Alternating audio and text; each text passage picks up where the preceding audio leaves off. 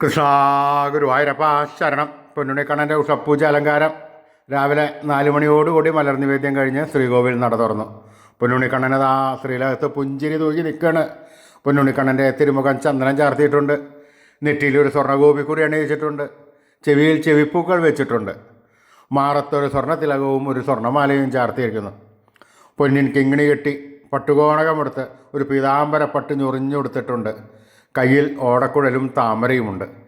സ്വർണ്ണ കിരീടം ചാർത്തി കിരീടത്തിന്മേൽ 3 തിരുമുടിമാലകളും 2 വലിയ വനമാലകളും ചാർത്തിയിരിക്കുന്നു. അങ്ങനെ പുഞ്ചിരി തൂകി നിൽക്കുന്ന ആ സച്ചിദാനന്ദ കട്ടയെയാണ് നട തുറന്ന സമയത്ത് ഭക്തന്മാരെല്ലാവരും കണ്ടത്. ആ സുന്ദര രൂപം നമുക്കും നമ്മുടെ മനസ്സിലേക്കൊന്ന് ആവാഹിച്ച് അവിടെ പ്രതിഷ്ഠിച്ച് ആ കണ്ണനുമായി കുറച്ച് നേരം സംവദിച്ച് ആ കണ്ണനെ ഒന്ന് കൊഞ്ചിച്ച് ഒന്ന് ലാളിച്ചൊരു മുത്തം കൊടുത്ത് ആ കണ്ണൻ്റെ തൃക്കാൽക്കാൽ വീണ് നമസ്കരിക്കാം, പ്രാർത്ഥിക്കാം. കണ്ണൻ്റെ അനുഗ്രഹം നമുക്കെല്ലാം ഇപ്പോഴും ഉണ്ടാവും കേട്ടോ. നാരായണ നാരായണ നാരായണ.